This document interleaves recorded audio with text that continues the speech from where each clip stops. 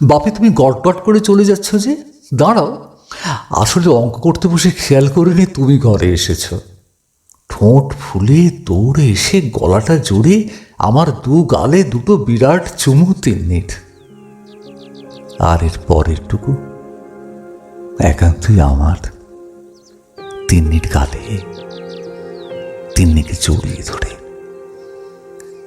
তিন্নির সঙ্গে এই চুমুর এপিসোডে ওর মা নীরব সাক্ষী। হয়তো ভাবে, বাপ মেয়ের এই চুমুর সম্পর্ক আর কতদিন, মেয়ে বড় হলে। এই ভাবনাটা আমারও মাথায় খেলা করে না তা নয়, তবে উড়িয়ে দিই। ভাবি, ছেলে মেয়ে বড় হলেই বাকি, বাবা মার কাছে তারা কোনো দিনই কি সেভাবে বড়? সন্ধে অফিস থেকে বাড়িতে ফিরেও তিন্নিমার সঙ্গে আমার চুমু খেলা। এবার নিচে টিভির ঘরে আমার বাবা মার সামনে মা মজা করে তিন্নিকে বলে, বাপিটা বুঝি শুধু তোর, আমার কেউ নয়? তিন্নি বলে, অবশ্যই।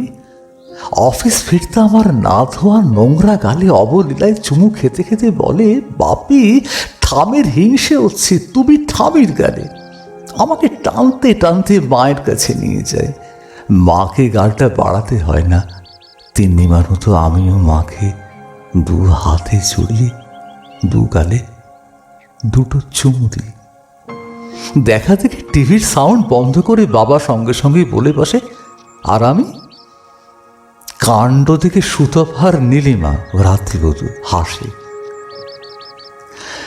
এটা রোজকার চার দেওয়ালের কথা। চেনা মুখ, চেনা অভিব্যক্তি, চেনা আত্মীয়তা। বৃত্ত সম্পূর্ণ হয় আমার একমাত্র বোন আর পিসি এলে, সেই বাবাকে। আমিও বাদ চাই না। তিন্নি হাসে।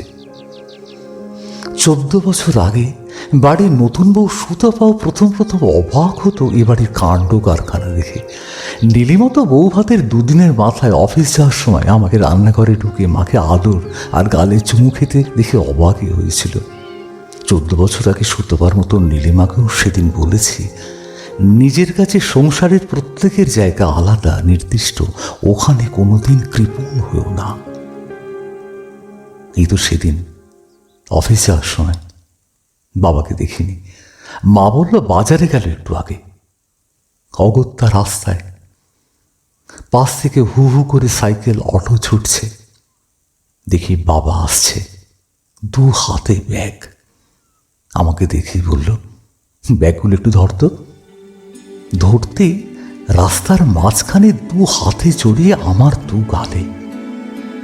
এই প্রথম চার দেওয়ালের বাইরে লোকজনের সামনে এমন পরিস্থিতির জন্য প্রস্তুত ছিলাম না।